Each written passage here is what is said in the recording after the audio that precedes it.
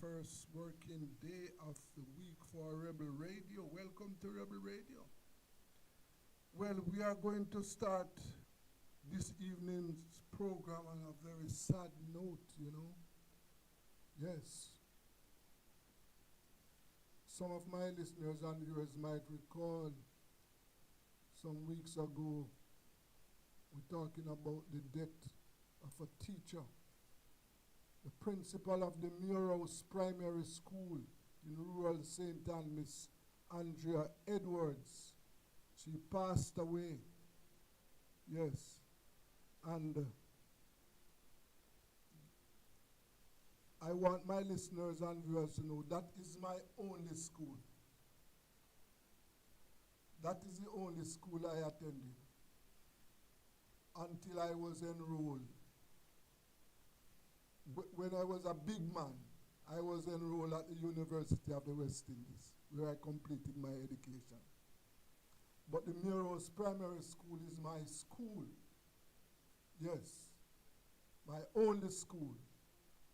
And today we are going to be paying tribute to the late principal.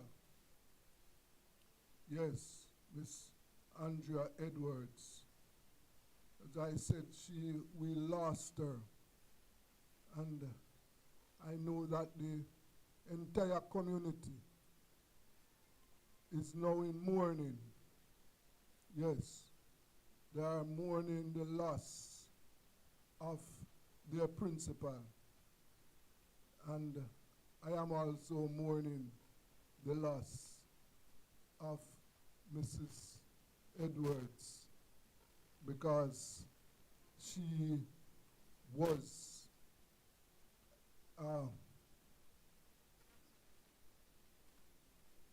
is a big loss to us. Mr. Johnson? Yes, sir. How are you? Okay, hold it there for me, please. Just hold it there. Hold it there. Yes, sir. Yes. Yes, as I said, we are mourning the loss of Mrs. Edwards and Miss Edwards, Miss Edwards. And as I said before, that she is a big loss to us. And we are using this opportunity to pay tribute, yes, to Miss Edwards. And we have with us now Mr. Clifton Johnson, who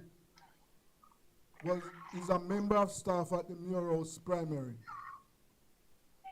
Mr. Johnson, good afternoon to you, sir. Good afternoon, sir. How are you? Yes, I am supposed to be okay. So, as I indicated earlier on, we lost Miss Edwards. What do you recall about Miss Edwards, Mr. Johnson? Miss Edwards, our principal, she has transitioned. She was a remarkable leader. Yes, A remarkable leader. She was a mentor and a very good friend of mine. yes, Right? She was more than just the head of our school, right? She was basically the heart of the school. Someone who you can go to at any time to have a discussion, to have a conversation. It doesn't matter what it be. mm-hmm. She will sit with you. She will sit. She will listen to you, and she will, at the end, trust me, you will get her honest opinion. Yes, sir. Right. So we have not only lost a principal, right? We have lost a remarkable leader, someone who puts herself in everybody's situation, right? Someone who is kind, someone who is always helpful, someone who the community looks up to. Yes, sir. Mine. Well, I met Miss Edwards, and I can tell you that she left a lasting impression on me. And The last time I met with her was, I think it was in March. Yes, I visited Muros in March, and I went down to the school and, toured my old school and spoke with Miss Edwards. And I can tell you that it is a lasting impression. So I can imagine that all members of staff and the students are in mourning. Yes, sir. Yes, sir. We are in mourning. As a matter of fact, there are persons from the ministry. We got some support from the ministry. We got some support from the Quality Education Circle 26, that's QC 26 principal. Mm-hmm. They would have come by. But what I'm saying is that for the kids, they cried. They cried because they would have known her because she was in school basically about 3 weeks before her death. She was at school, Yes. right? Right, she was about 3 weeks before her death. So the students would have known her. Her past students would have gone far and wide all over the world. She have past students, and trust me, they would have felt it. Our students here, I tell you, they cried, Oh my. right? Yes. We felt it so much because she was a visionary leader. She was a leader who you could depend on for just about anything. Yes. Yes. Oh, I can tell you that really, it is really a loss. I, as a former student of that school, that is my only school. The Muros Primary School is my only school, right? Okay. It is a school that I have great respect for, you know, and I know that I had some discussion because one of the things that I was doing, I was trying to link up with some past students, and I'm still doing so, for us to try and give back to our school. And we had some discussion with the late principal, I know. So it is really a loss, Mr. Johnson. But Yes. we at Rebel Radio, we can just encourage members of staff to remain strong and try to continue the work started by Ms. Edwards so that Yes, sir.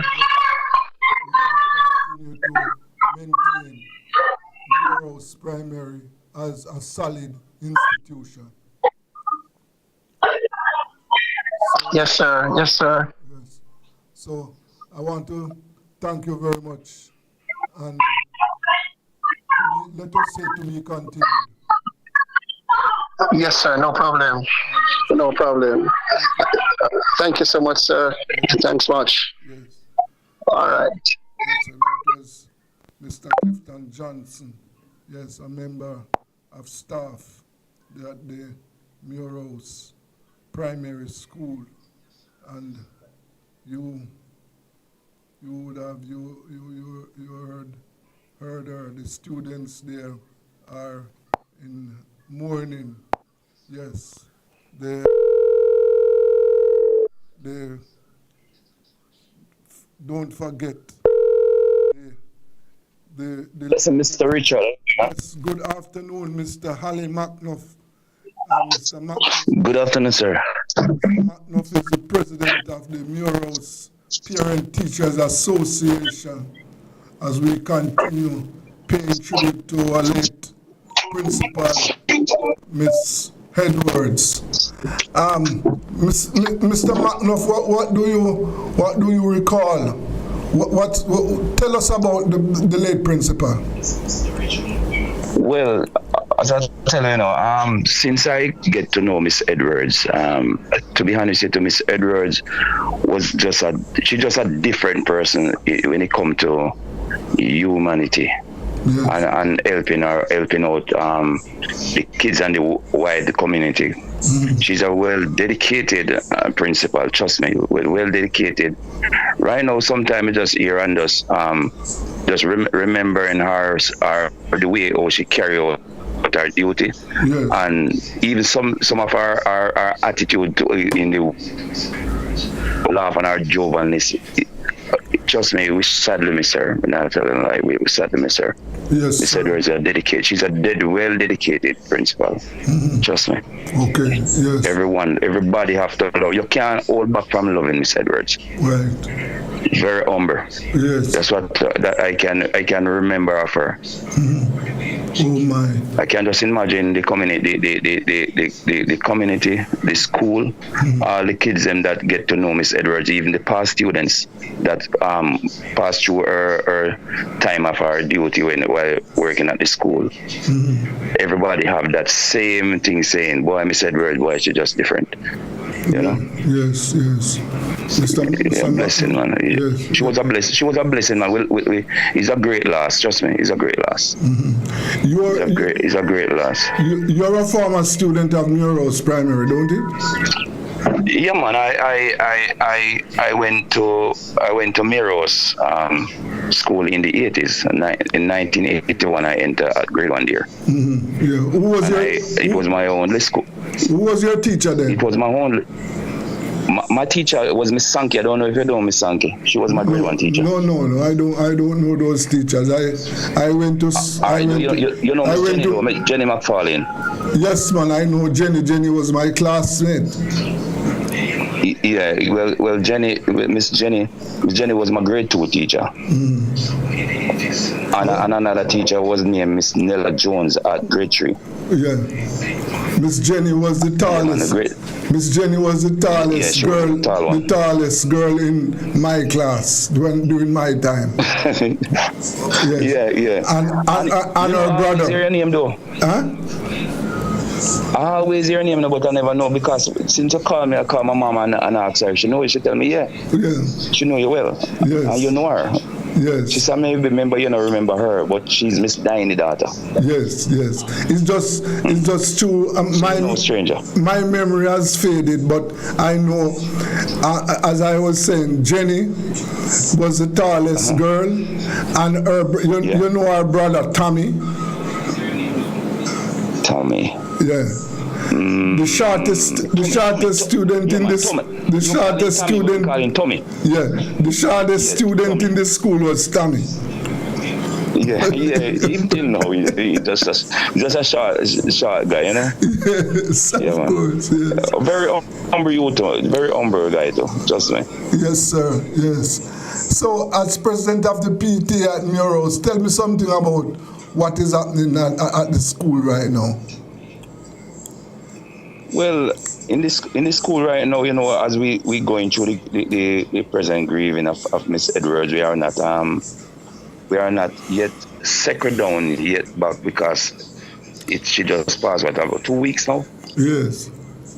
Tomorrow we're gonna be there conducting our PTA first PTA meeting since her passing and things. So we will see where we go from there and things. But differently, the school is going good. It's not like in your days, you know, because in your days that school was like grade 9, go to grade 9.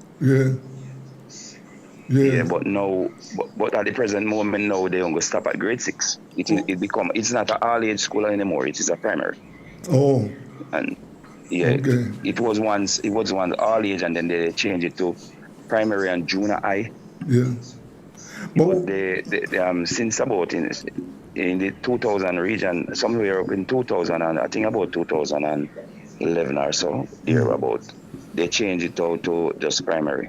Okay. When I went there in March, there were some changes too, because I observed that there is now an infant department. During my days, there were no infant department. And I saw a mother and infant department there now. Yeah, man. You have a mother and infant department, because at first when I was going down there at the time, we used the infant school up beside the tank. Mm-hmm. And I guess maybe that's where you go to infant school as well. My infant school was up by when you say the tank, that was up by Mr. Gray's shop. Yeah, right before Mass Dean Gray. Yes, of course. That was where I went to that infant school. Oh, so was Miss Lynn was our teacher at our time? I don't know who was yours. No, it was Miss Lynn. Miss Lynn Clark. Miss Lynn Clark. That's my Papa Clark's wife. Yeah. No. And a lady. Your teacher could never be. Your teacher and my teacher are not the same. No, No, I don't think. I don't. No, you went to You see, I school. don't know your age range, you know. You went to I don't school. know your age range. No, let me tell you. You went to school at Muros in the 80s. Yeah. I went to school at Muros in the 60s. Oh, that's a far jump, man. Yes, sir. I left. That's a far jump. Yeah, I left school in the 70s. Yes. So you would be a 50 maggot. Yeah, no. 50. No, I'm a 60s model, sir. You're a 60. I'm a 70s. Yeah, I am. Yes, I am a 50s model, right? I'm a 50s model, right? Yeah, you're born in the 50s. I'm born in the 70s. Yes, yeah. Right. Yeah. So is that a huge difference? So the teacher, they won't be the same teacher, but no. We all drink Parish tank water. Yes. Yeah. Yes. Good. You are from Miro, and Miros was a good old Miros, man. Yes.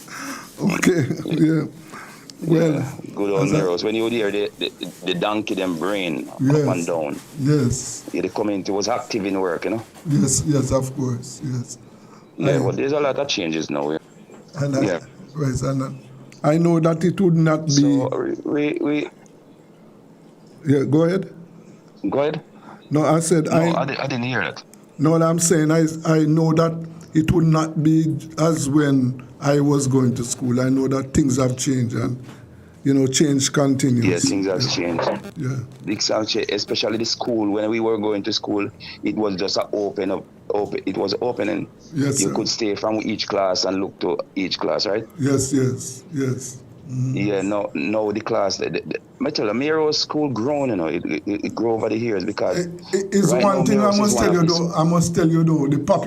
When I went there, the population, the number of students attending school, is not what. When I was going to school, the population was much more than that.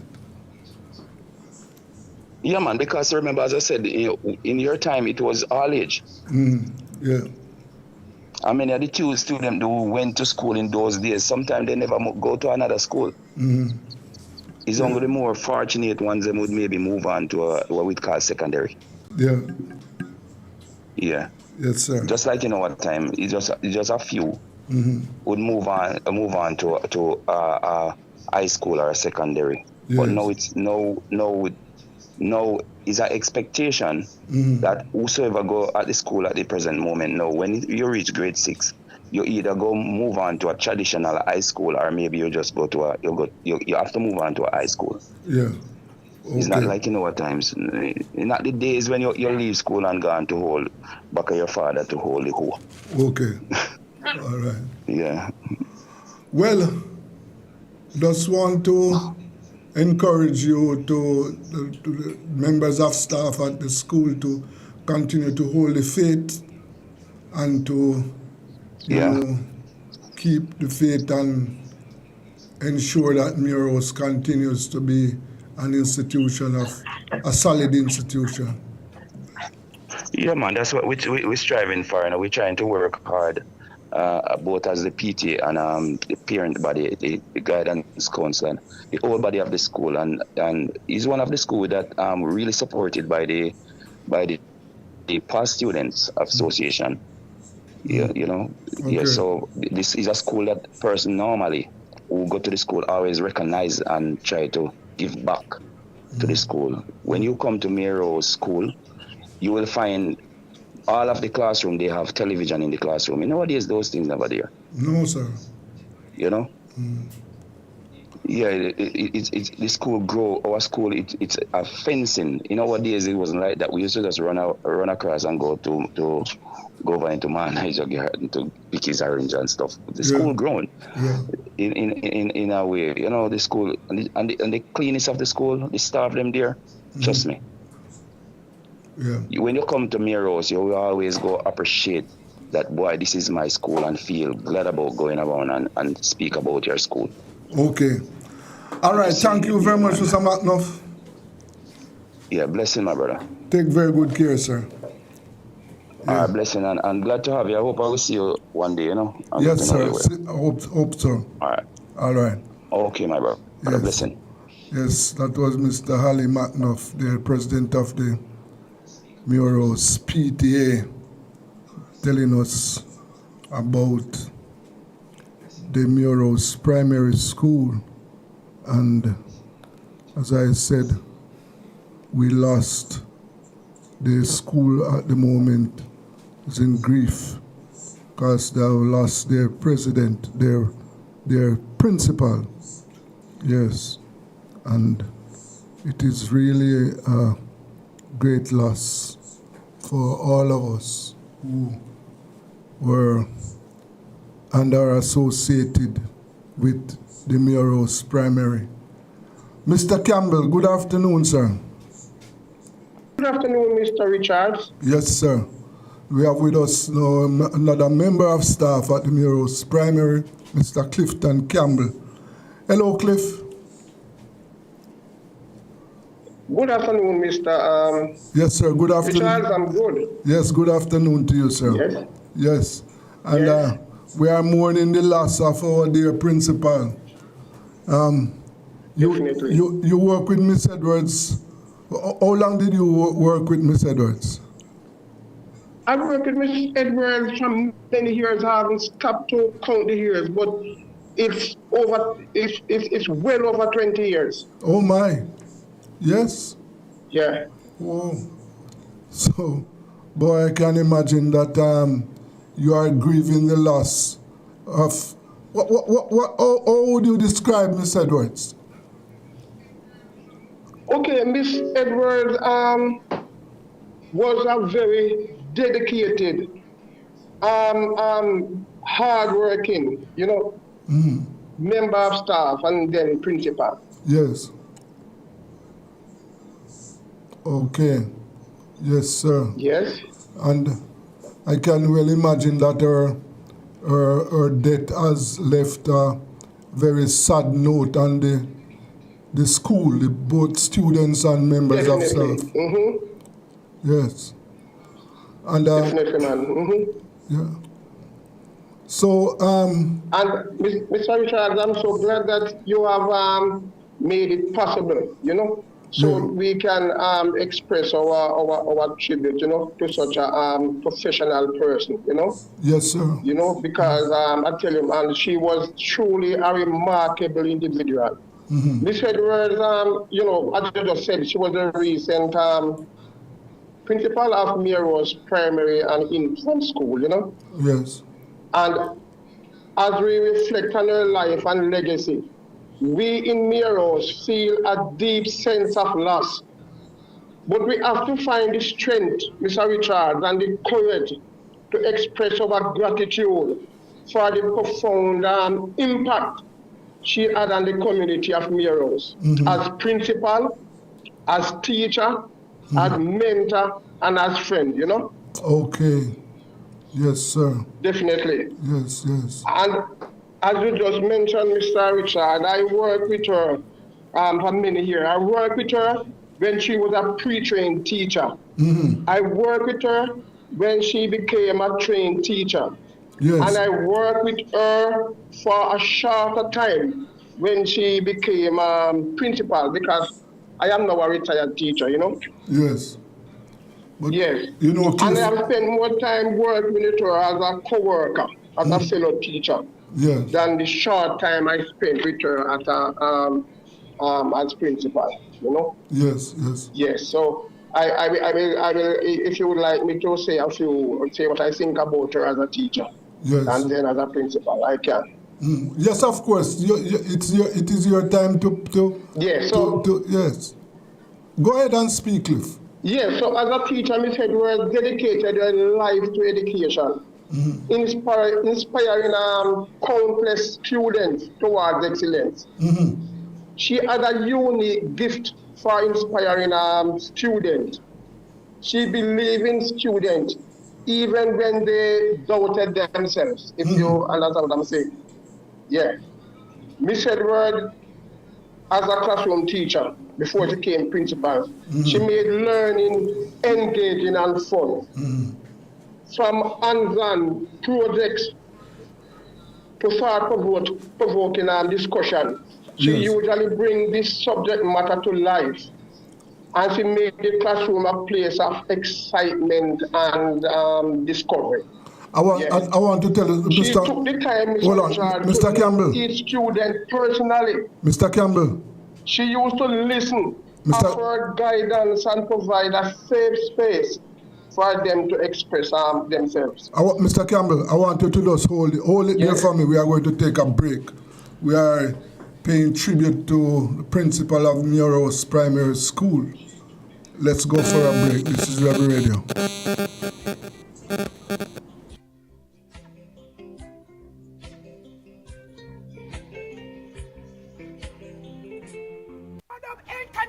Drink and please her. Never gonna tease her. Bum bum. You don't know so rubber dub egg tonic wine, the finest wine. So all of the man them wanna tune into the wine here, you know. You say if you don't want to go long and strong, you just tune into rubber dub. Cool Oasis service stations are the fastest, coolest service stations around. Drive through and buy your phone cards from Cool Biz. Yes, it's easy. No paper, no pin.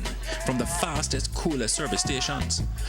Quality fuels, lubricants, and refreshments at the lowest prices. The cleanest restrooms and the smoothest service to make your drive even cooler. From the fastest, coolest service stations, get cool service and cool stuff fast at Cool Oasis service stations island-wide.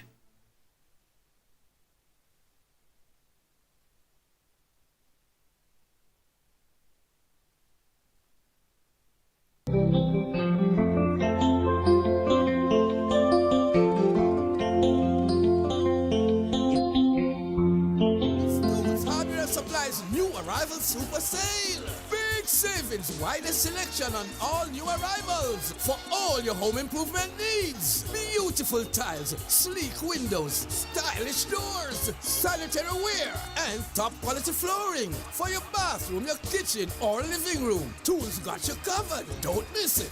So, come visit us at 279 Spanish Town Road, 4 South Camp Road, 8 Red Hills Road, or online at toolsja.com. Tools! The Lion King of Hardware Supplies new arrival super sale.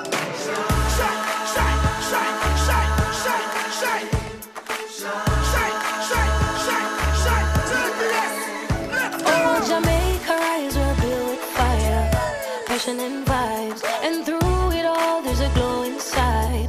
Let's keep our shine alive. From the market to the factory floors, from the hillside green to golden shores. We're reaching heights, our energy that lights the sky.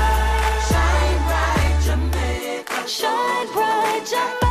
Feel the rhythm, we're on track. Feel it, feel it. Together we rise, together we climb. JPS Jamaica, together we shine. Shine from the ends, shine with your family, shine with your friends. Light up the streets and make the vibes blend. Your JPS and make the shine never end. Hardware Supplies new arrivals.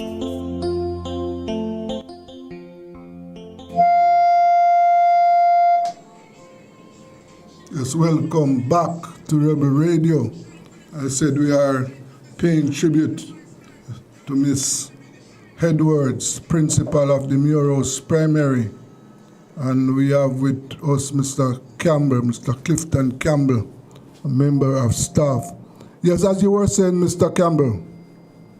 Yes, Mr. Richard, as I was saying that Miss Edward has left behind a legacy of knowledge, inspiration, and compassion. Yes. And as I said before, she was more than just a teacher or a principal. Mm-hmm. She was a mentor.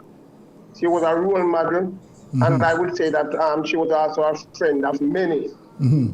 So her impact will be felt for a generation to come. Yes, sir. Mr. Richards, you know. Mm-hmm. As principal, she was a true leader. For the short time that I worked with her as principal, she was a true leader and a dedicated educator who always put the needs of students and the staff first. Mm-hmm.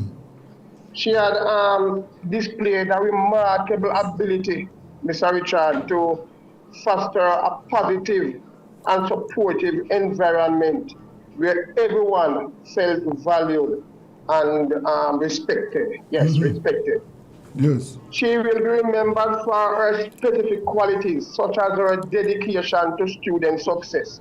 She always wants to know that her students are doing very well in any exam. And we will also remember her for her unwavering commitment to the success of the school overall, Yes. Mr. Richard. Right. And Mr. Richard, we move on our last door. We also celebrate the incredible person she was, Yeah. as well as the positive impact she had on the Miros community. Okay? Yeah. So we say that we hope that her memory be a source of comfort and inspiration. Yes. Okay. Her memory will be a source of comfort and inspiration for Yeah. years to come. Yes, we have with us. We have with us, Mr. Campbell. We have joining us now the acting principal of the Muros Primary, Mrs. Rose Lynch. Good afternoon, Mrs. Lynch. Hello, Mrs. Lynch. Good afternoon, Mr. Rich. Yes. Welcome to Rebel Radio. We have with us a member of your staff there, Mr. Clifton Campbell, is also with us. And we are, as we said, paying tribute to the life of our late principal. Mrs. Lynch, what do you recall of Miss Edwards? Miss Lynch? Mr. Campbell? Yes, Mr. Richard. I don't know what happened to. I look as if we've lost Mrs. Lynch. You are hearing me? Oh yes, I'm hearing. Are you hearing me? Yes, I'm hearing you now. I'm asked. I would say good afternoon to everyone. Yes. Special thanks to you for this opportunity. I want to say that I have known Miss Edwards for the past 28 years. My colleague, friend, and later for the past 8 years, my principal. She was a true leader, a mentor, and a friend to all of us. We really admired her leadership. She believed in holistic development. So whatever we have to do to get the students working as they should, that is what she desires. And we really appreciate as a community. And she will be sad. We cherish the legacy that she has left here, and I just pray that we as a school, as a team, will continue to build on that legacy. Yes. Oh my. I can imagine that the staff and students are mourning the loss of their principal. Honestly, Yes. Mr. Richard. Yes. It's a great loss. Great loss to the Muros. The great loss. Yes, Muros Primary School. And the students, what is the reaction from the students, Mrs. Lynch? You know, I was in the class in grade 4 just when you called me a little while, and I told them that I'm going to step out a little to talk to you. And they were saying, Miss, why didn't you give him our number so that we could get a chance to talk? Yes. But then it wasn't extended to the students, it was extended to the parents. Yes. Oh my. Yes. So you know that they really wanted to share, they wanted to express themselves. Because they really miss her. Well, listen, what I am going to do, I am going to arrange for us to talk to the students, right? Let us. I want to put it on your agenda that next week, Monday, we are going to talk to the students of Muir. I want to arrange for them, and you give me a number, and I call them, and they can talk about their principal. Let us arrange that for next week, Monday. Yes, of course. Yes. Yes, I would allow you to just use my number. Yes. Or the school's phone. Okay. All right. So if you call me, I could arrange it. All right. We will. Yes, I will arrange it. I will arrange it for next week, Monday, so that they can get to pay their tributes to their principal. I will do that. It is really. Okay, sir. Yes, ma'am. Thank you very much. Okay. It's really appreciated. Yes, of course. And I am expressing my own sorrow, although she was not my principal, but was the principal of my school. And as I indicated to you when we spoke, I met with her it was in March. I went to the school in March. As a matter of fact, I had an opportunity to tour the school and saw that the school now had an infant department, and it was very impressive. When I was going to school, there was no infant department there, right? Yes. Oh, we have an infant department now. Yes. So I want to thank you very much. I know you are busy today, so thank you for your time. Thank you very much, Mr. Richards, and I'm looking forward to next week, Monday. Okay, ma'am. Thank you very much. You're welcome. Yes. So, Cliff. Yes, Mr. Yes, you can continue now. A lot of them they know me as Enos Campbell. Yes, that is your name. Yes, Enos Campbell. Cliff, because we went to school together. So, Yes. That is your right name is Enos Campbell. I don't forget that, sir. Although definitely, and Cliff knows my little school name, what we used to, Yes. at school. Yes, sir. Yes. Right. I know. Yeah, man. Cliff, when you look back, how do you compare your school days to Muir's today? Well, I would say, Mr. Richard, these students at Muir's currently, they have lots more learning opportunities than we had in our times. Yes. They have more gadgets and things come live to them. Mm-hmm. They have video presentations and all those things that we never have. So I think they have better access to learning, than we had at our time. Because in our time it was just the chartboard and our textbook. Yes. Now they have all the kind of new gadgets that they have it. They have it at school here. So yes, they have opportunities. Mr. Richard, from when you and I were going here. Yes. Yes. And also, Mr. Richard, I know that Miss Edwards, her immediate family, they are grieving right now, Yes. Yeah, we will want to. If they are in my hearing, or if they are listening to Rebel. Yes, we would want to. I would just want to say that we in Muir's, we stand in somewhere with them. Mm-hmm.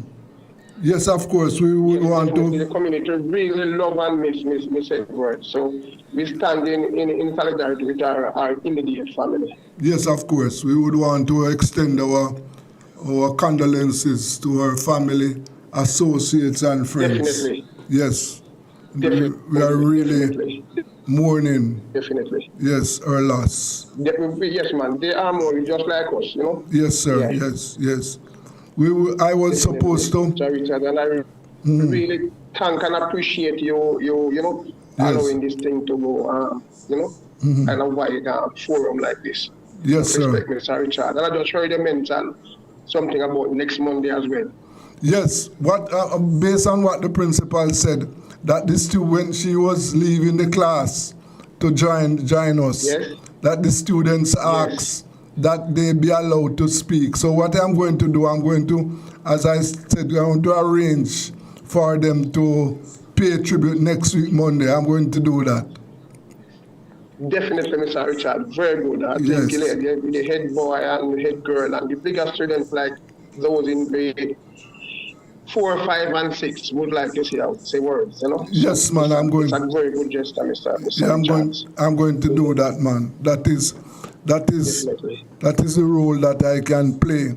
It's my part of my contribution, so I'm definitely going to do that. Yes. Yes, Mr. And it was so good, Mr. Richard, that you did that. You remember the last visit was the time when you and I went down there. Yes, that was the last time we went there. Yes.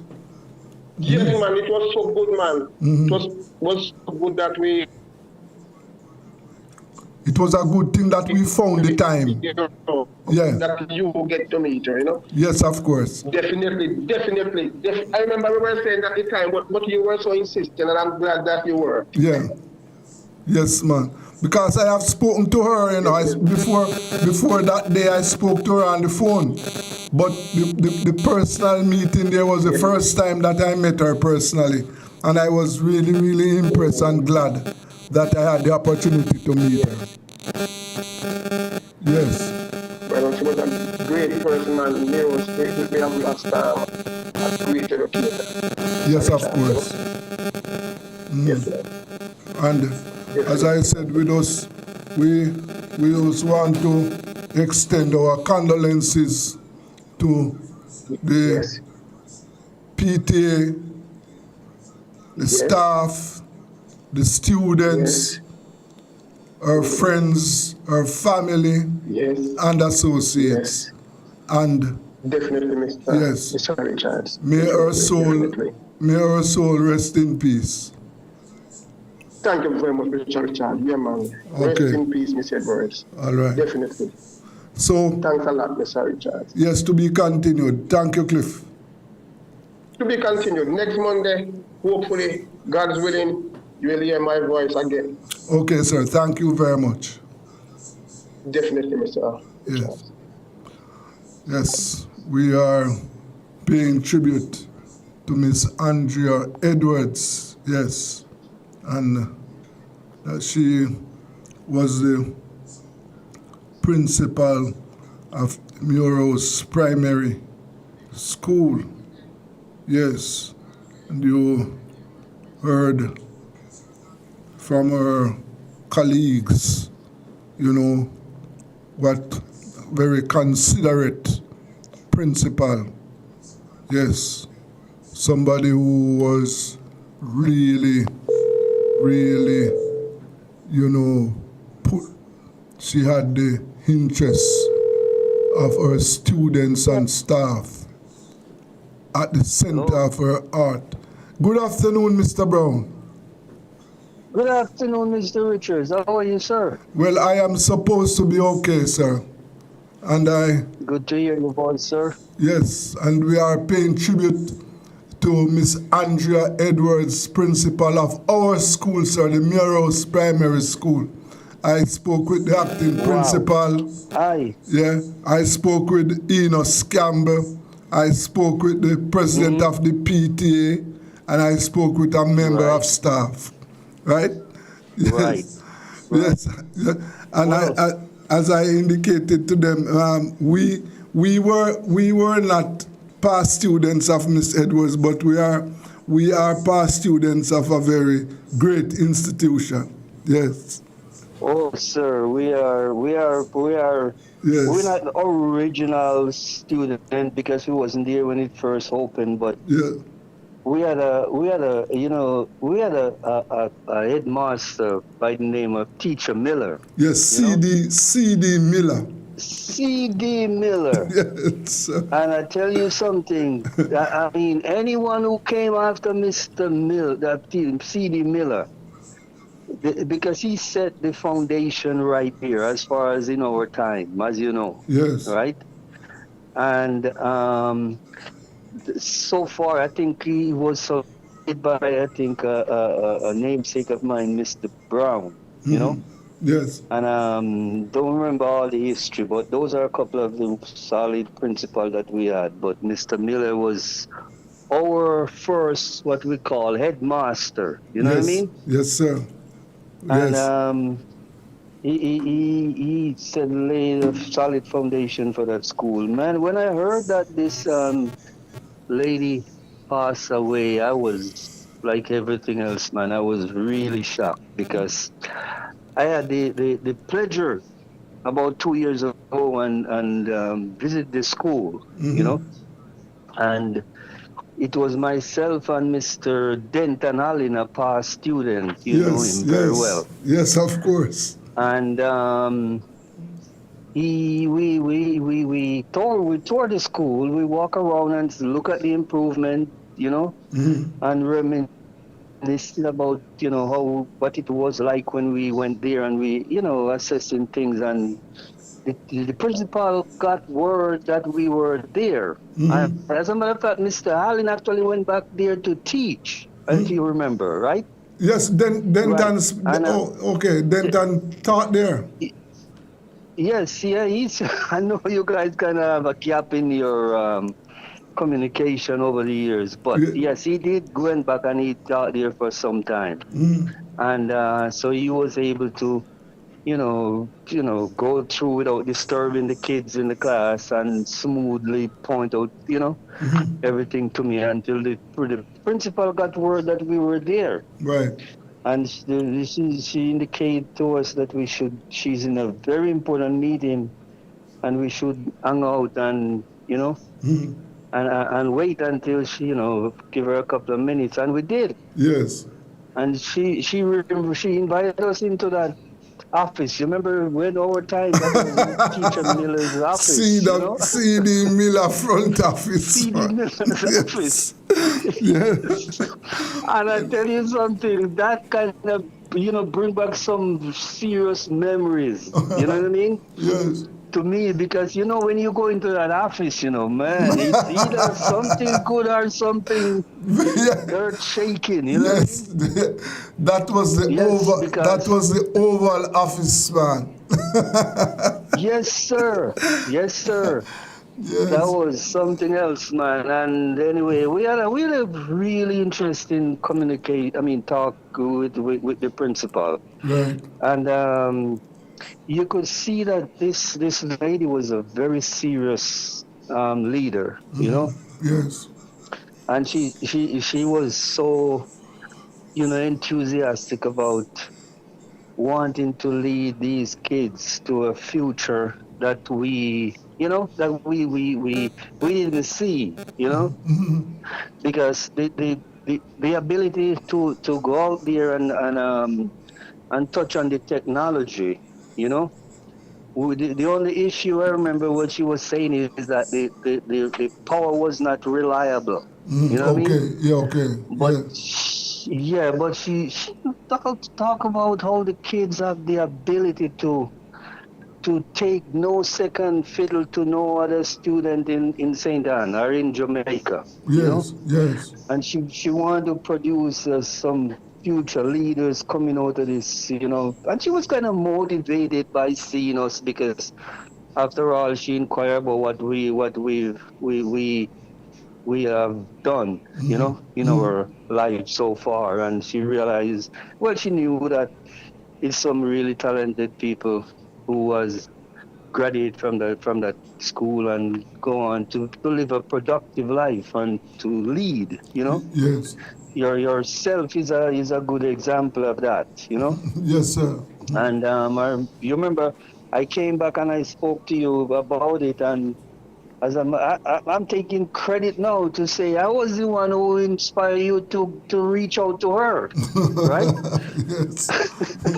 Yes. And you did arrange an interview with her, you know? Yes. And I did listen to the interview, but listen, man, I tell you, they said the good Lord give it and he takes away. Yes, you know? man. Yes, yes. But I can tell you that. she was. Go ahead. Yeah, I can tell you, Ernest, the first time I met her was in March when you were here. That was the first time I met her personally. Yes, and that would have been my second time, and I was just late to get up there, Yes. But And I'm I tell glad you, that man, you had the opportunity to see her in the flesh. Yes. Yeah, I was very impressed with her when I met her there in March. And boy, let me tell you that death is really. Yes.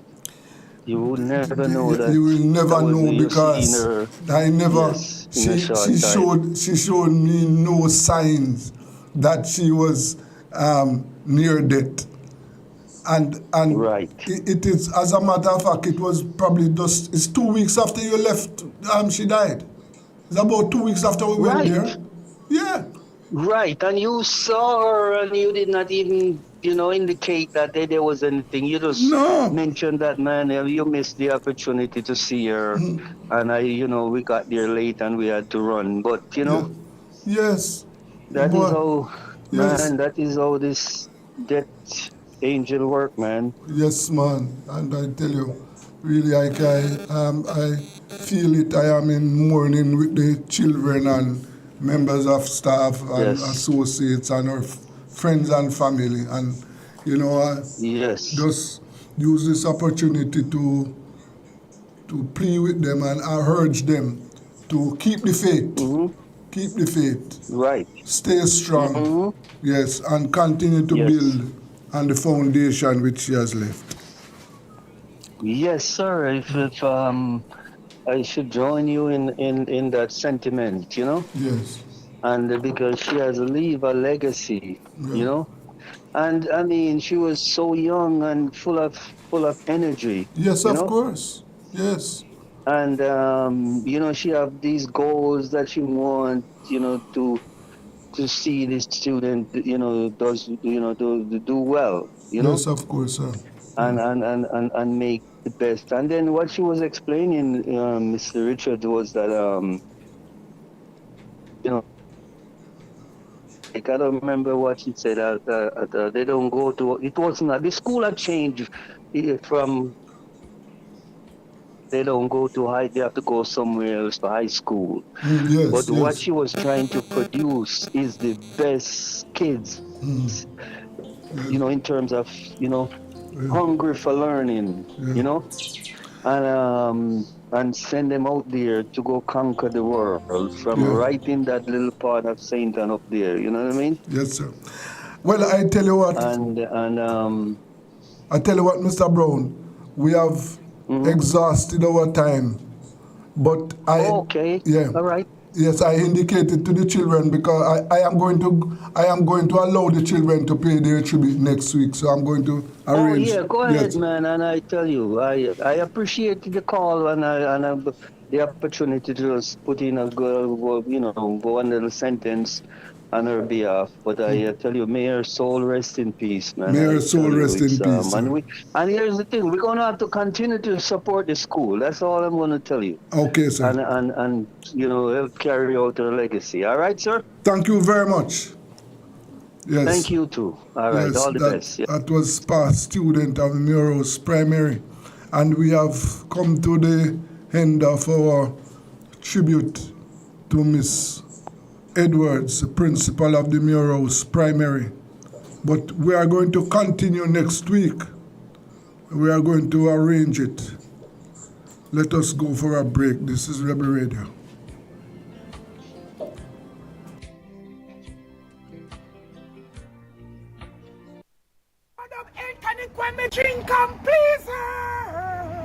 Never gonna tease her. Boom, bam. You don't know, so rubber dub elk tonic wine, the finest wine. So all of the man them wanna tune into the wine here, You say if you don't want to go long and strong, you just tune into rubber dub.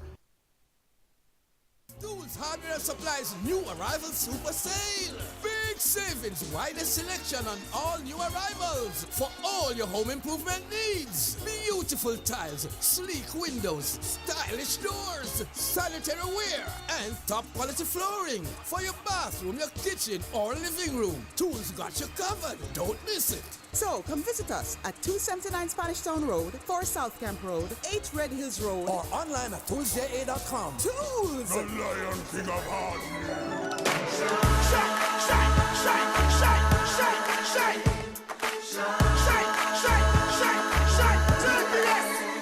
Oh, Jamaica, rise, we're built with fire, passion and vibes, and through it all, there's a glow inside.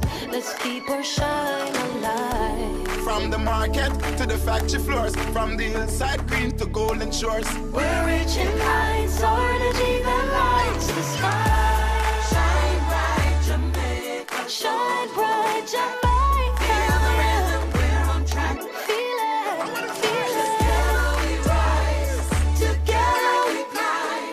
JPS Jamaica, together we shine. Shine from the ends, shine with your family, shine with your friends. Light up the streets and make the vibes blend. Yo, JPS and make the shine never end.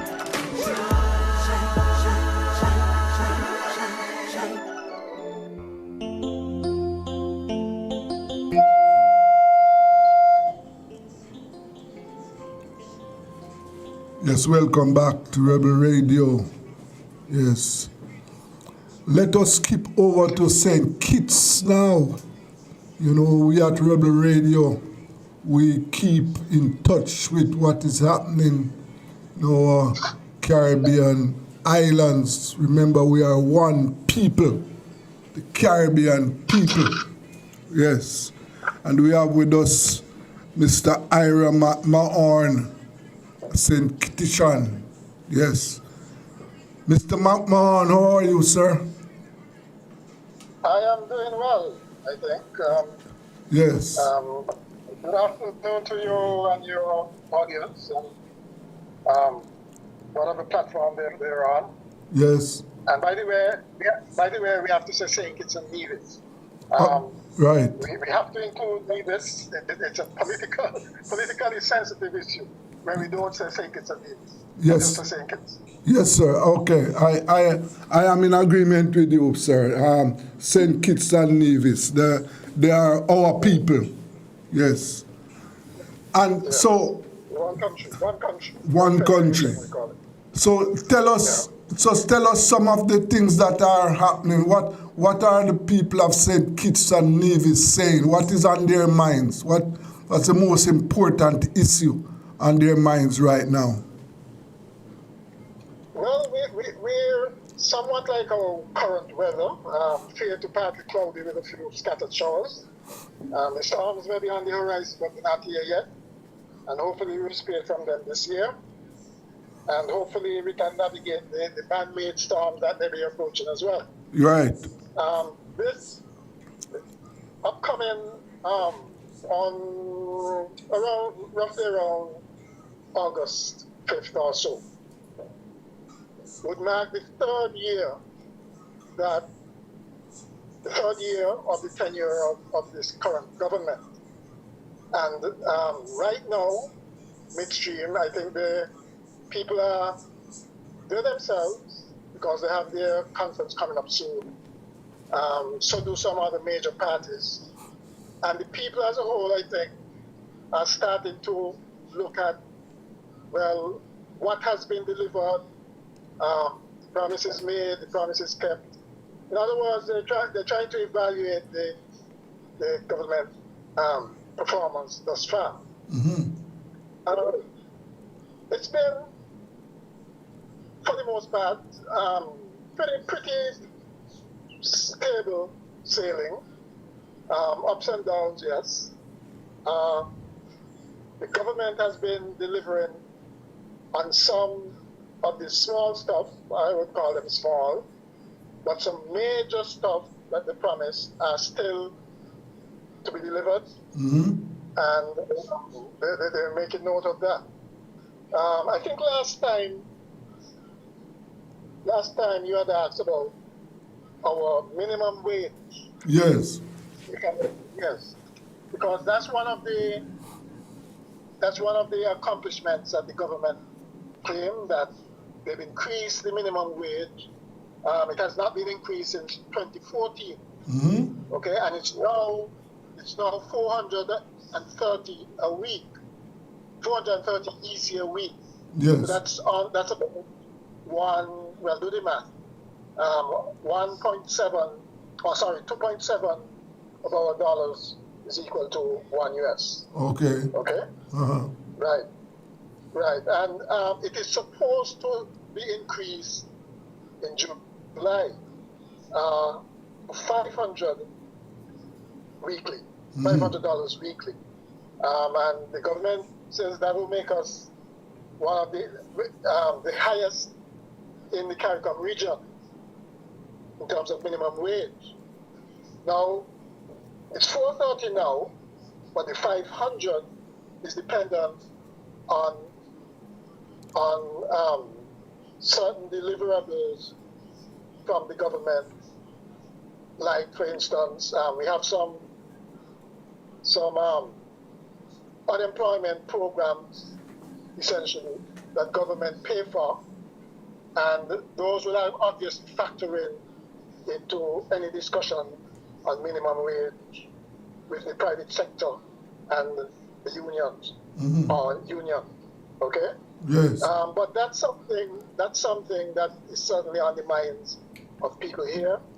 Also, I think last time I told you that the government was given $250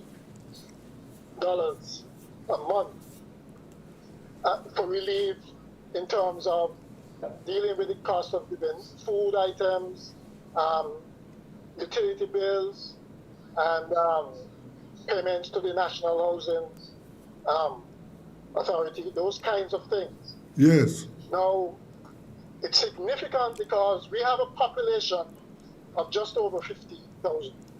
Okay? Yes. The government, by its last count, says that 22,000 people have been getting that assistance. So you see how significant that is. Yes, yes. Now, it was supposed to be for 6 months. And so it comes to an end in June. As to whether or not it will be extended, that's left to be seen. As well as that had been reduced from 17% to 30%. Again, it was for 6 months. So we're right on the cusp of the ending of those two very popular programs. And so everybody's wondering what is going to happen after that. Actually, as perhaps is the same in Jamaica, the tourist season, at least the cruise season, generally has come to an end, right? So we're into the slow season.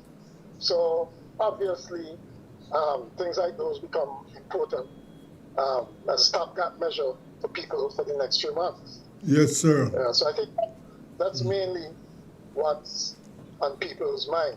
Yeah. The other thing actually is what we spoke about last time as well, the citizenship by investment program. Yes, yes. I think the government would love if it goes away, but goes away in the sense that people stop talking about it. But it's still in the news. As one businesswoman put it, the CBI has made us lazy, greedy, and sleazy. Right? Not very complimentary. Not very complimentary, but it is indeed a good description of where we are with that program. Yes. Okay, it's done a lot for us, but there are obvious problems with it, and problems who would make it too, because it's not as open and transparent as I think it should have been. Right. Incidentally, of course, that's a major problem with some of the other OECS countries, namely Antigua, Dominica, Grenada, and St. Lucia. Those four, along with ourselves, we make the fifth one. We are the ones with CBI programs.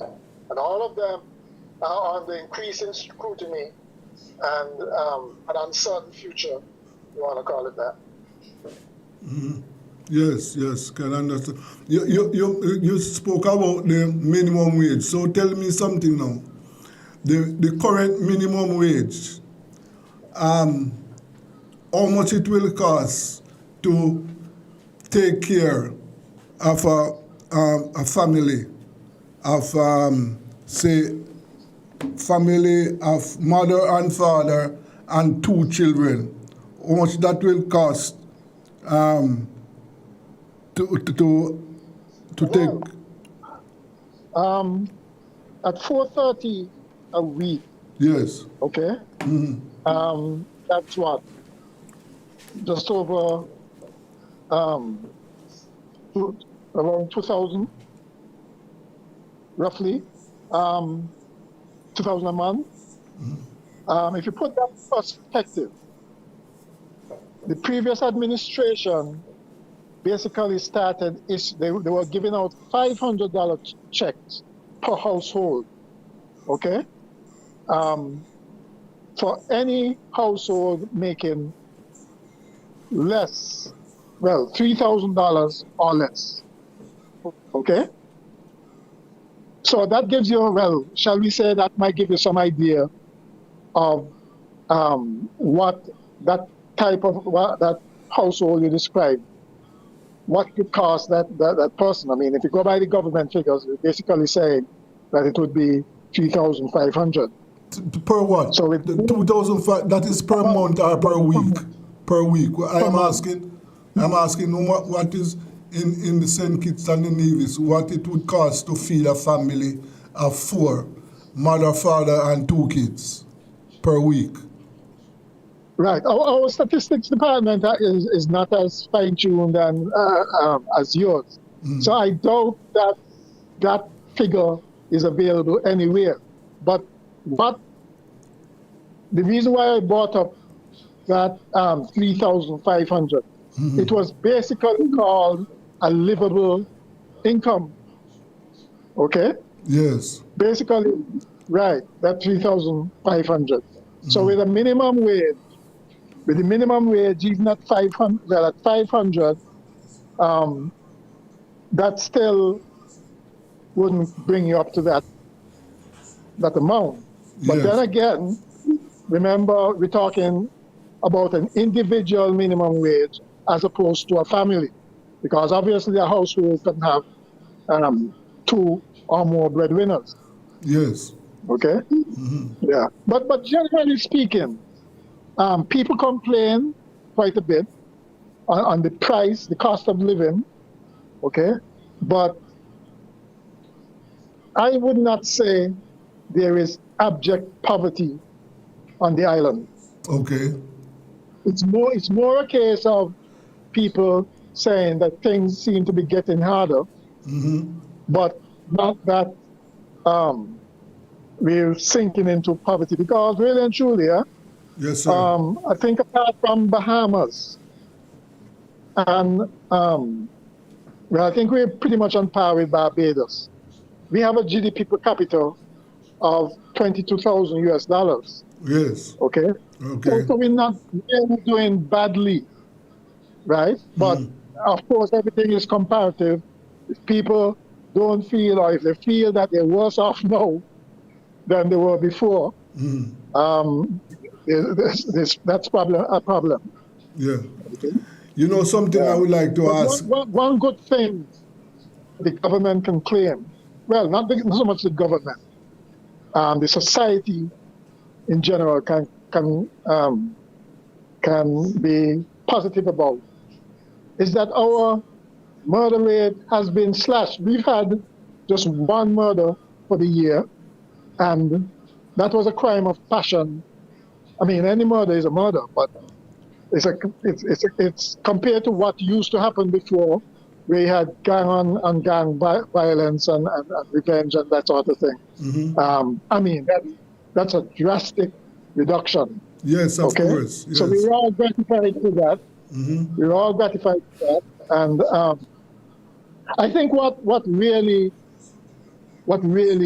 woke up people was when an innocent child was killed, being in the situation where apparently there was an activity.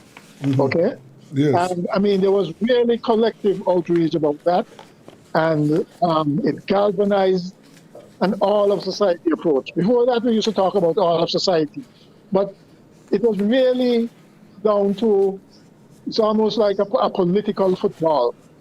But that killing, I think, galvanized everybody to say enough is enough, Yes. and it bore results. Yeah, That's very good. government, civil society, church, individuals, all the citizens.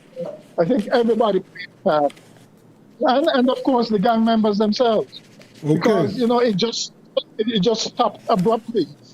So obviously they decided that enough of this mayhem, and maybe the guns are still out there, but at least the killing has stopped. That is very, very, very, very good, sir. Very, very good, very good. You know something I would like to ask you. In St. Kitts and the Nevis, the issue of landlessness, is that an issue there? In other words, do people in St. Kitts and Nevis, do they have access to, do they own their own property?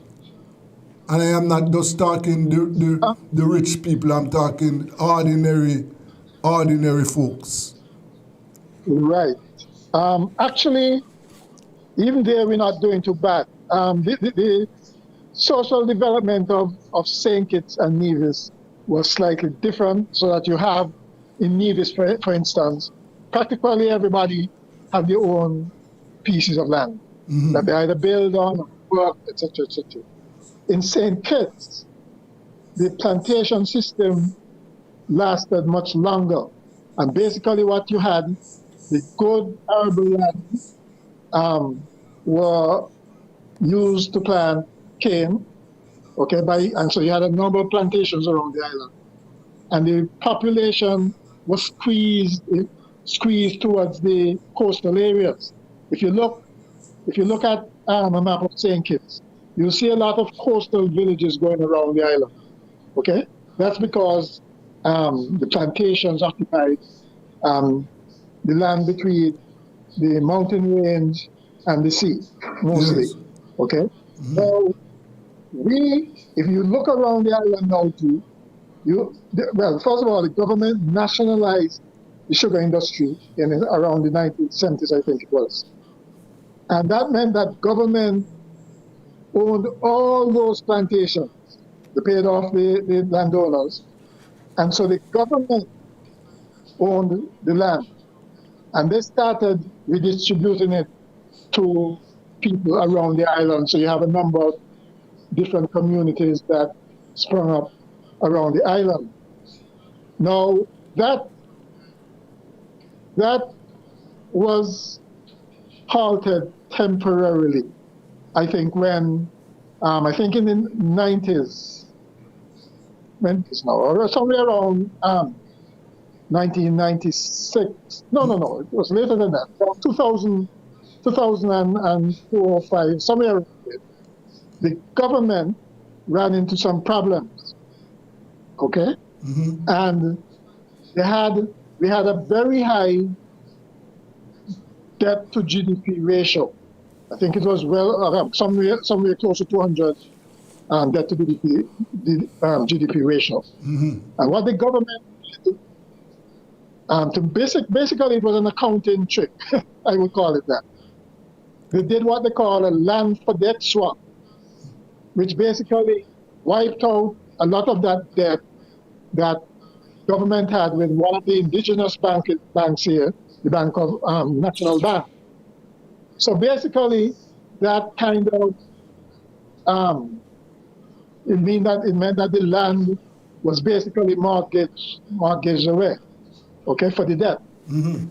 So that stopped it, but the government has been buying back land, basically buying back land from the bank and continuing with the development so ordinary people can get Okay, it's slow because there's still a long waiting list, but it's getting there. Okay, and it's mainly for housing. It's not so much, and that's one of the criticisms. It's not so much for development like small businesses and those kinds of things. It's more house plots, you know. But it's still at least leave many people with a piece of the rock, so to speak. Okay. Yes. This is an aside, but I remember quite some time. It happened quite some time ago. There was a Jamaican, when we still had the sugar industry, there was a Jamaican consultant who came here and who said, you know what I like about St. Kitts and Nevis? Well, he was working in St. Kitts because that's where the sugar industry was really based by then. The cheap beach land.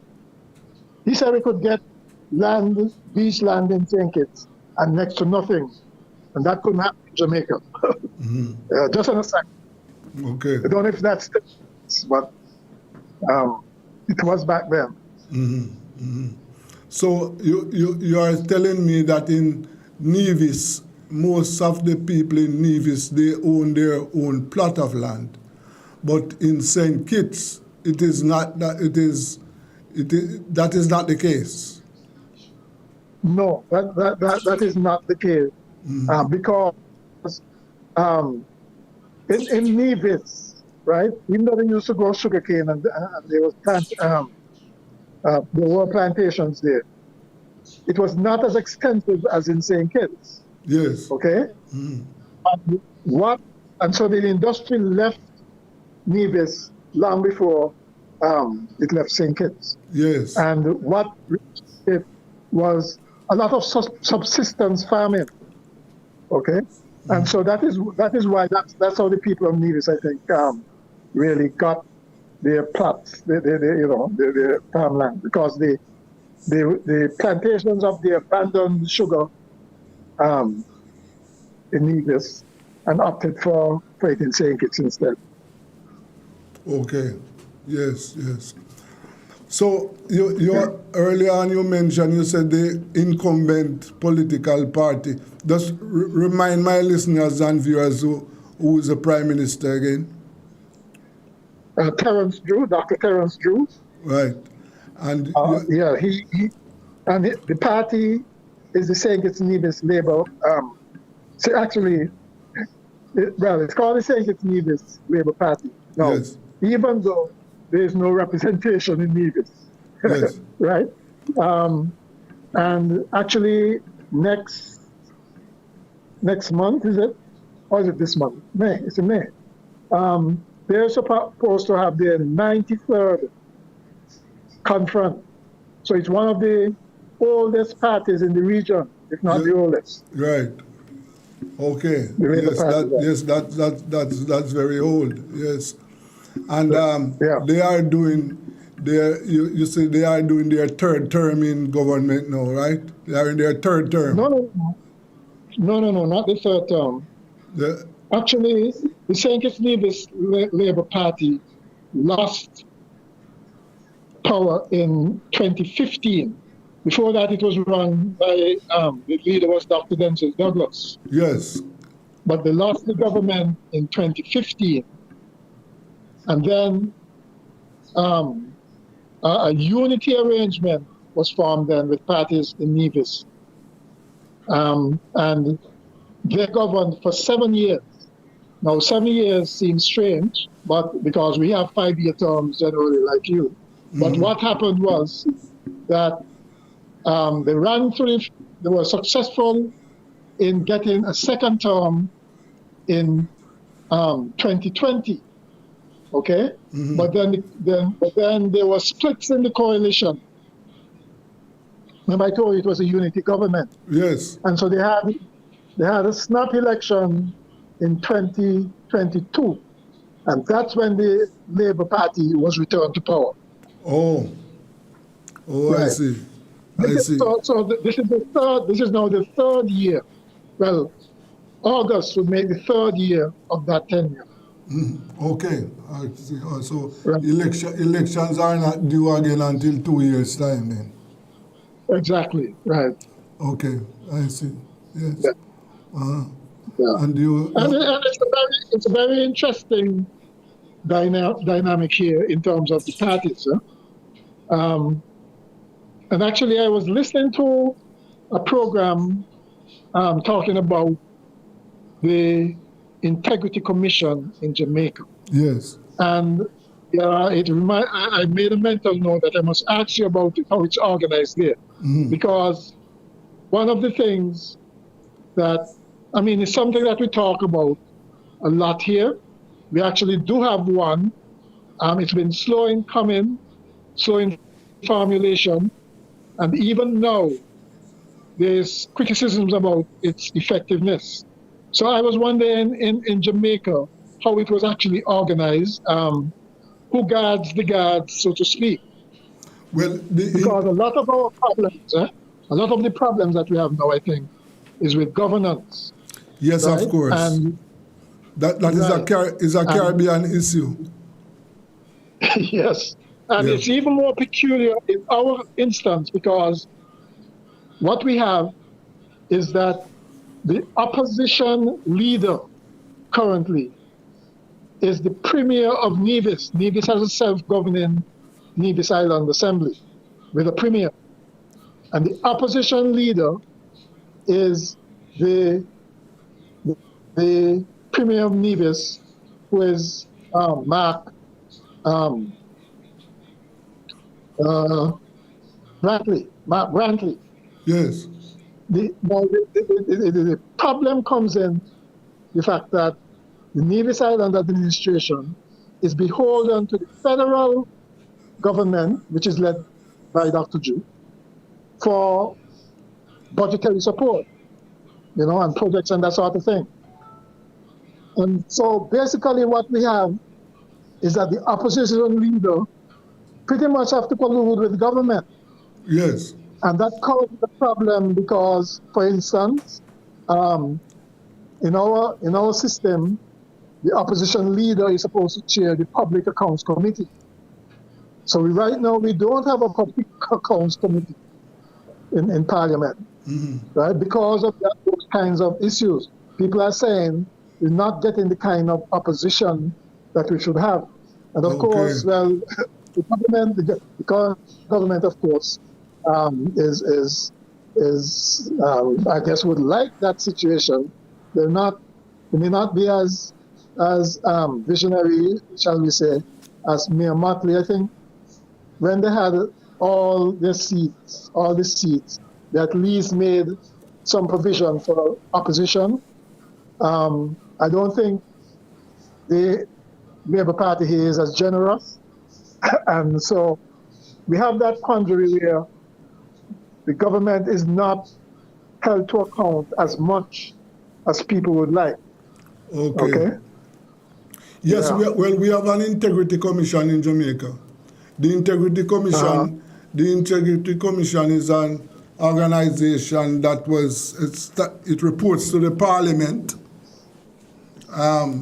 The members. It reports to the parliament. Yes. Okay. Yes.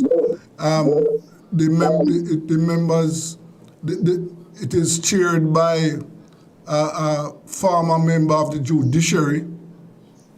Right. That's like how it is here too. Yes, and the members are independent people who are selected and employed, and they.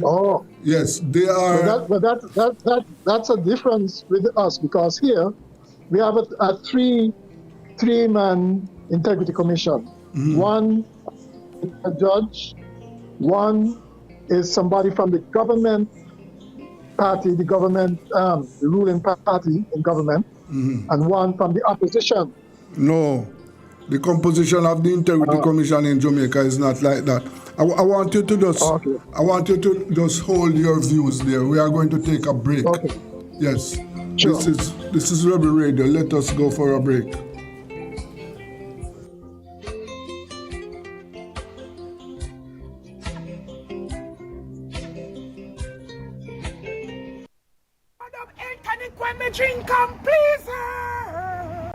Never gonna tease her. Bang bang. You don't know, so rubber dub health tonic wine, the finest wine. So all of the man them wanna tune into the wine here, you know. You say if you don't want to go long and strong, you just tune into rubber dub. It's Tools, Hardware and Supplies new arrival super sale. Big savings, widest selection on all new arrivals for all your home improvement needs. Beautiful tiles, sleek windows, stylish doors, sanitary ware, and top quality flooring for your bathroom, your kitchen, or living room. Tools got you covered. Don't miss it. So, come visit us at 279 Spanish Town Road, 4 South Camp Road, 8 Red Hills Road, or online at toolsja.com. Tools! The Lion King of Hardware.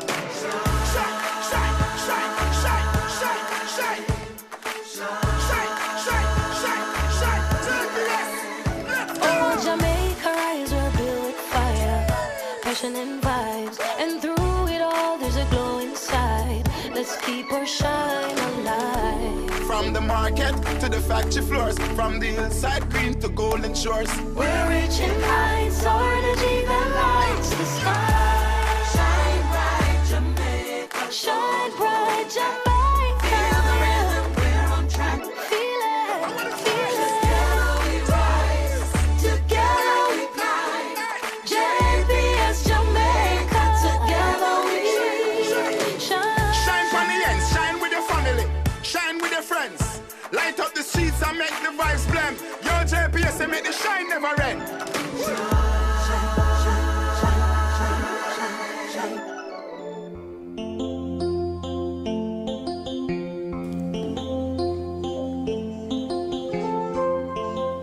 Yes, welcome back to Rebel Radio.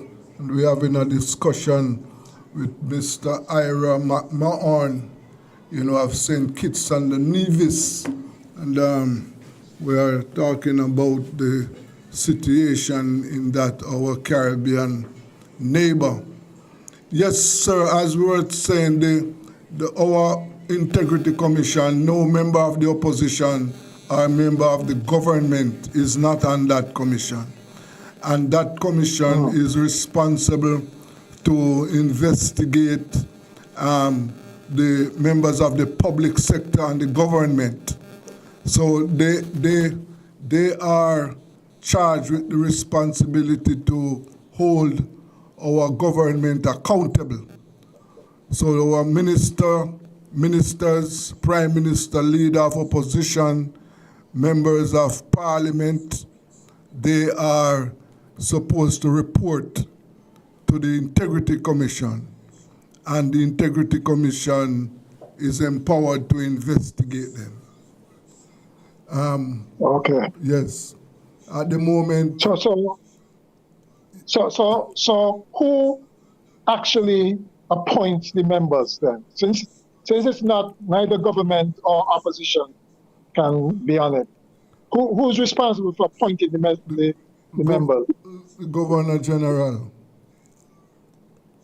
The Governor General. Not on the advice of anybody. The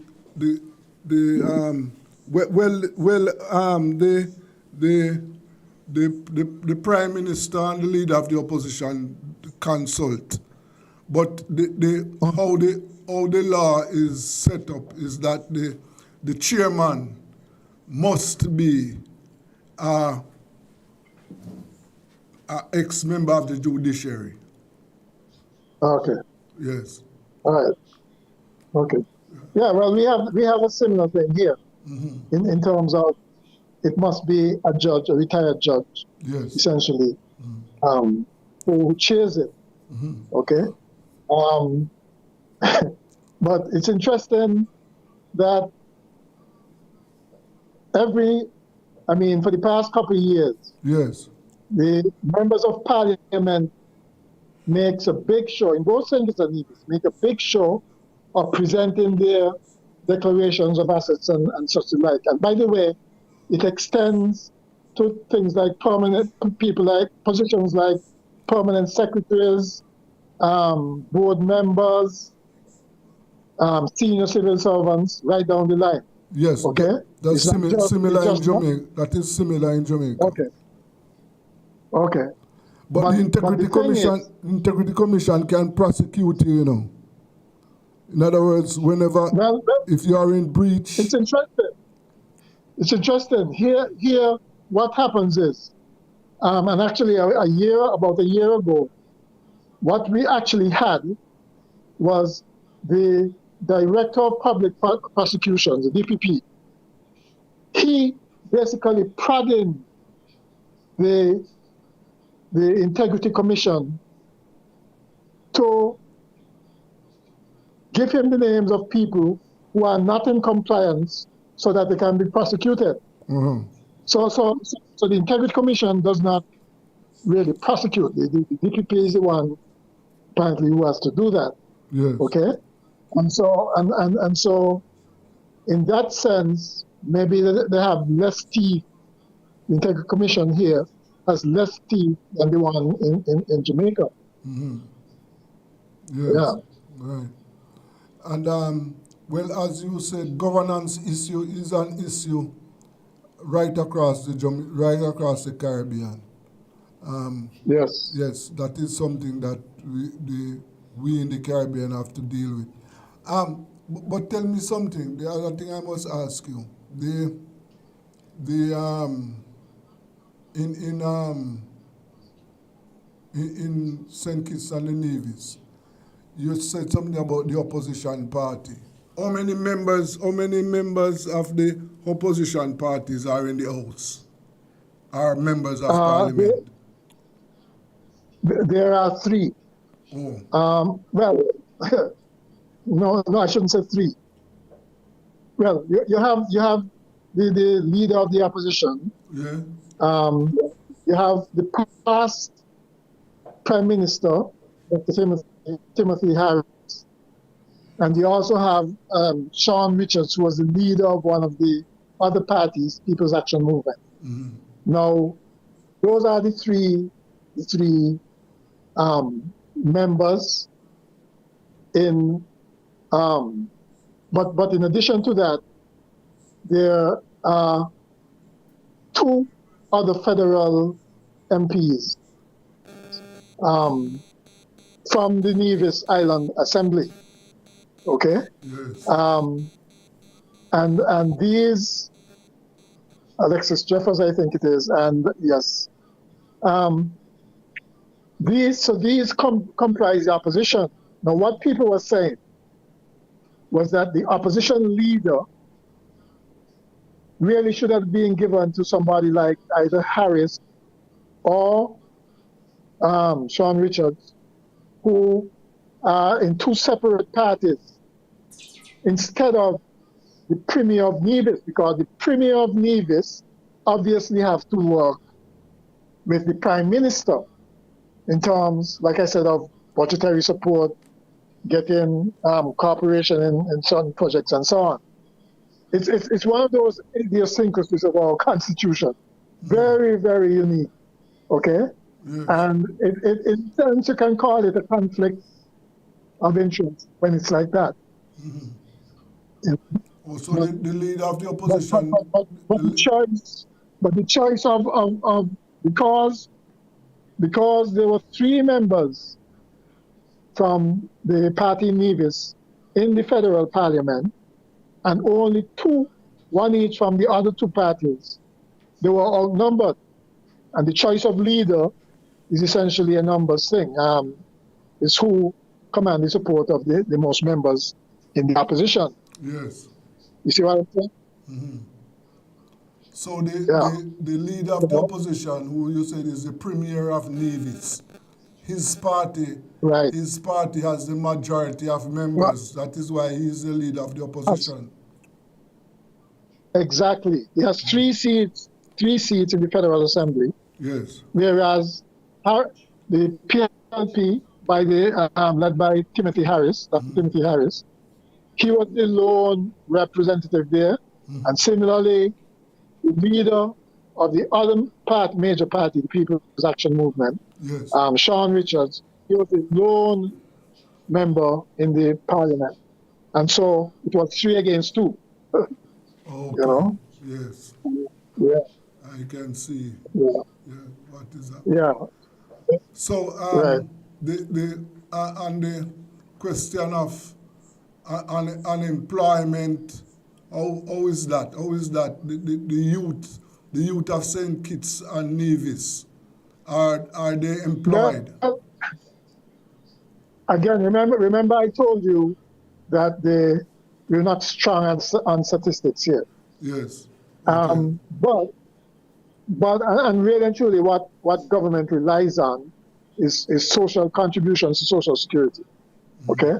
Now, I think I'm safe. I'm on safe ground to say unemployment among the youth is low, but there's considerable underemployment. Okay.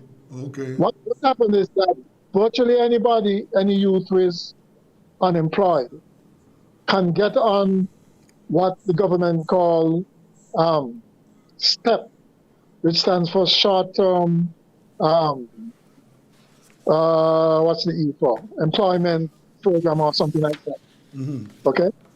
So basically what it does, it gives unemployed youth, it gives them a job, whether with government, in a government department, or in the private sector. Yes. So in a sense, you have the government subsidizing the private sector employment, because quite a number of them work in different areas, whether it's in whatever business it is, farming, hairdressing, whatever your business is. You can apply for a step worker, and you can call it a subsidy for the private sector, because the government pays the salary. You see? So it's pretty much, pretty much anybody who wants employment can get it. What is supposed to happen with that program, though? There's supposed to be a training element in it, and that is controversial in the sense that a lot of people feel it's abused. It's abused in the sense of, for instance, a lot of it involves landscaping and so on, and the workers don't put in a full day. There isn't adequate supervision, and the training element of it is not properly monitored and carried out. But it's a good way to keep the temperature down, having these short-term. Well, actually, the size was short-term, but this program has been going on since the previous Labour, before the government lost power. The Labour government lost power in 2015. Yes. It was called the PEP, People's Employment Program. Okay. The implementation changed it to STEP. I think this one changed it. There's another acronym now. I forgot the name of it, but it's a similar program that has been going on since before 2015. Yes. Even though it has the short in it, because of course it's politically expedient to do so. Okay. You don't want your youth getting restless. But like I said, it's considerably a lot of underemployment. People have their 60s and so on, but yet doing work that is, sometimes pretty menial. But that's okay. And it has been used to, that I guess I don't know if our civil service is the same, but there are particular positions in the civil service, and whereas to get a new position is difficult, to put somebody who should have been in the civil service on a program like STEP is easy. Okay, And so it's used to essentially load the civil service. As a matter of fact, I think it was the World Bank, or was it there? From one of those organizations, made the observation that about 33% of people are working with government. Working with what? With government? Yeah. Okay. That's a huge percent of the workforce. Mm-hmm. Right? Okay. It's probably the highest in the ECS. Yeah. So, right. That's not a good direction to be going, to be quite honest. But yes. Yeah. Well, Mr. But of course, you know what enabled that much maligned CBI. Mm-hmm. Once the monies were coming in, you had money to do all those kinds of pork barrel stuff. All right. You know. We will have to continue. Yeah, we will continue this discussion, down the road. As you know, we have to keep in touch with what is with our neighbors. But I want to thank you very much for your time today. And as you're welcome. As we like to say on Rebel Radio, to be continued. Thank you very much. yes, certainly. Okay. Yeah. Right. Okay then. All right. Cheers. Yes, that was Mr. Hira McMahon of St. Kitts and the Nevis there, keeping us abreast of what is happening in that country. Let us go for a break. Let's play 2 music till me.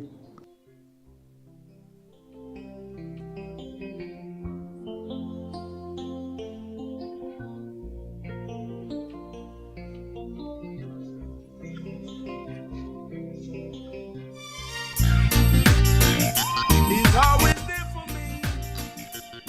Yeah.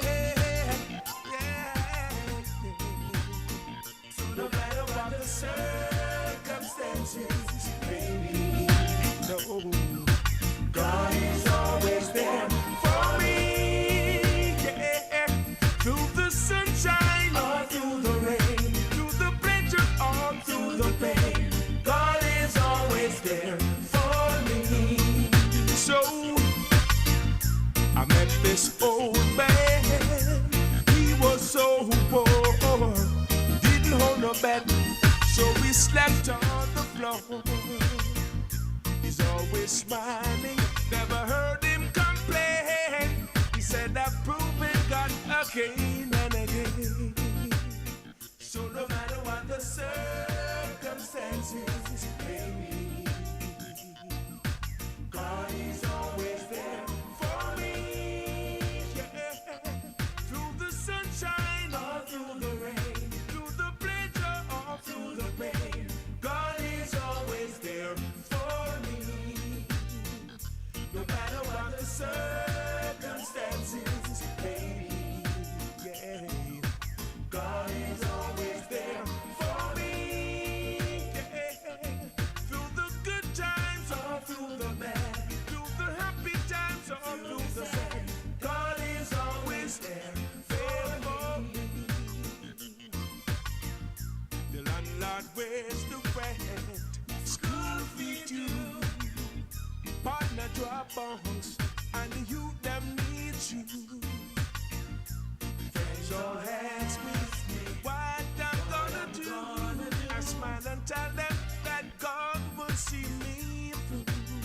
So no matter what the circumstances, baby, yeah, God is always there for me. Yeah. Through the sunshine or through the rain. You first need to open the video that is being streamed live. Look for the chat box on the side or bottom of the video player. This is where you can type your message. God is always there for me. Yeah. Through the good times or through the bad, through the happy times or through the sad, God is always there for me.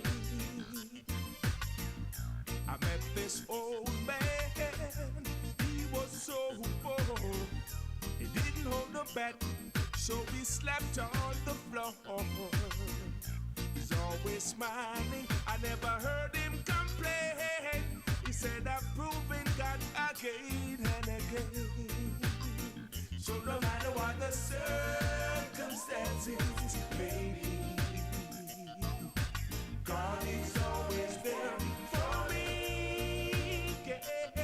Through the sunshine or through the rain, through the pleasure or through the pain, God is always there for me. No matter what the circumstances may be, no, God is always there for me. Yeah.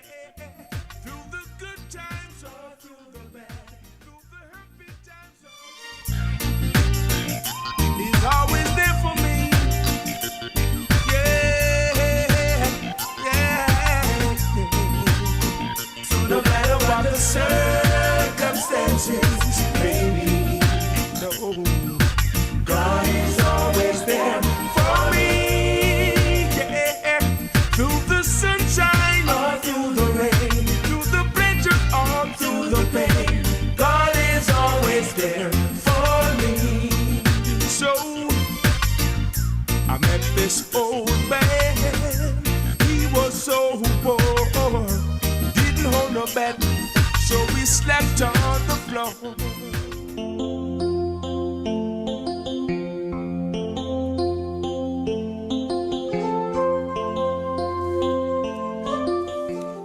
Yes, welcome back to Rebel Radio. And just in case my listeners and viewers, have not heard, well, I'm sure you heard about that dastardly killing in Old Harbor, Job Lane in Spanish Town, rather, where that 9-year-old girl was murdered over the weekend. Yes. And the police, they said at the time that they had a suspect. They were hunting for a suspect. Yes, Giovanni Ellis. Well, the news is that he was killed. Yes, the police are saying Giovanni Ellis, who was listed as a person of interest for the death of 9-year-old schoolgirl Kesley Ferringon, yes, was this morning fatally shot by the police in Clarendon during an operation to capture him. Yes, that's what the police are saying. That this man, this suspect, wanted for the death of this 9-year-old schoolgirl. Yes, police are saying that he was killed. Yes. Details surrounding the incident which happened in Sandy Bay. Sandy Bay is in Clarendon, are yet to be released by the police.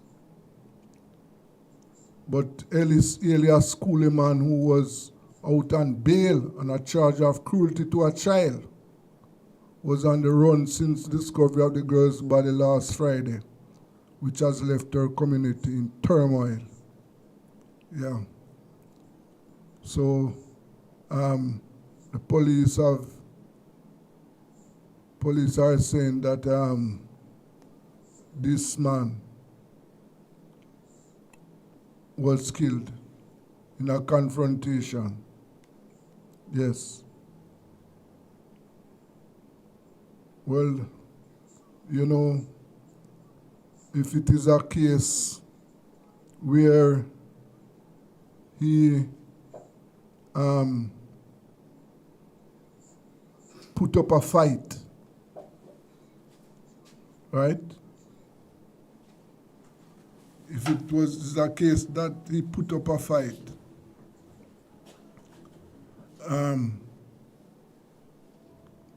then, you know, he had to pay the price. Had to pay the price. One thing I know that it was really, really a horrific, an horrific crime to kill that 9-year-old girl. And from all indications, she was sexually molested. Yes.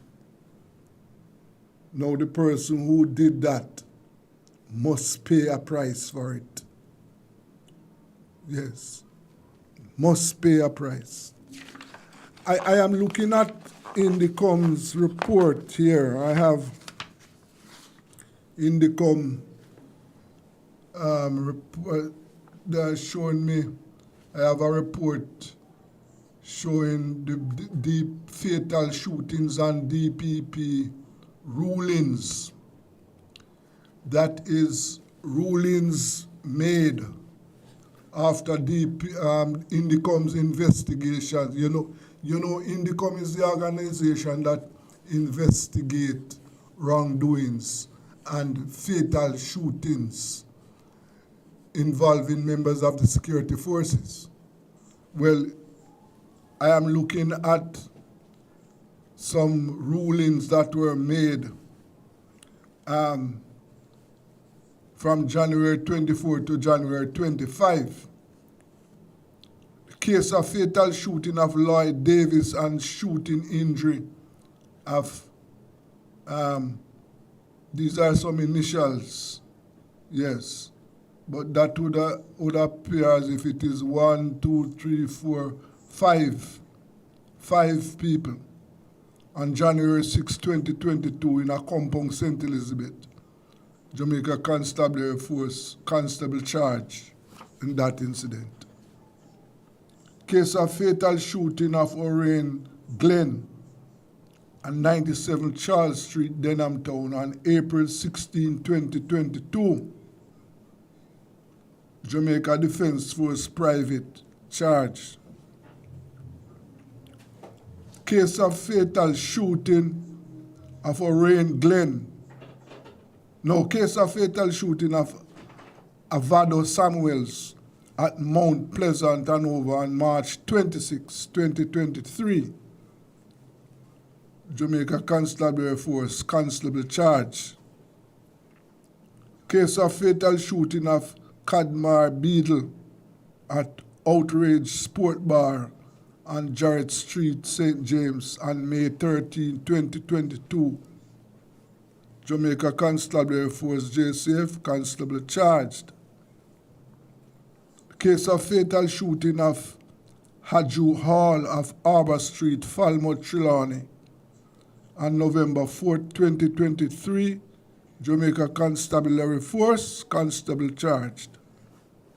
Case of fatal shooting of Alonzo Boyd of Seafield District, Guys Hill, St. Catherine on March 22, 2013.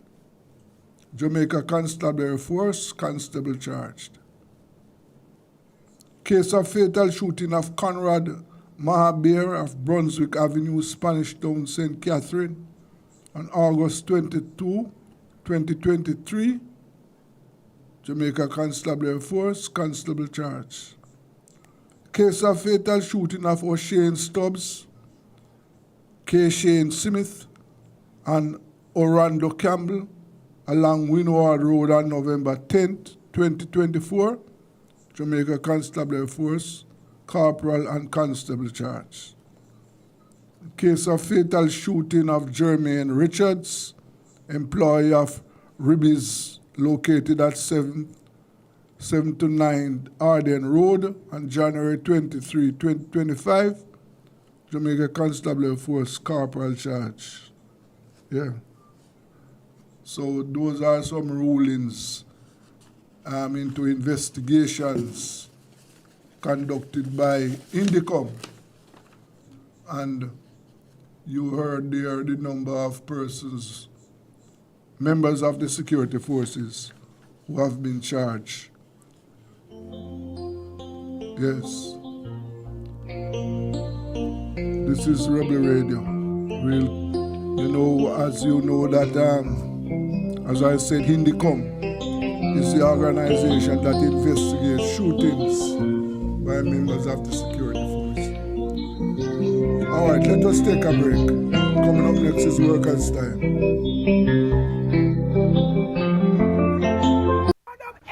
When me drink come please her, never gonna tease her. Bang bang. You don't know it's a rubber dub elk tonic wine, the finest wine. So all of the man them wanna tune into the wine here, you know. You say if you don't want to go long and strong, you just tune into rubber dub.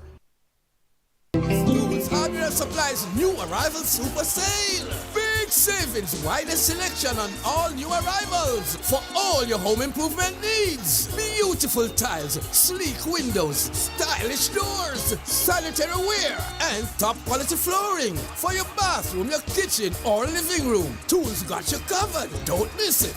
So, come visit us at 279 Spanish Town Road, 4 South Camp Road, 8 Red Hills Road, or online at toolsja.com. Tools! The Lion King of Hardware.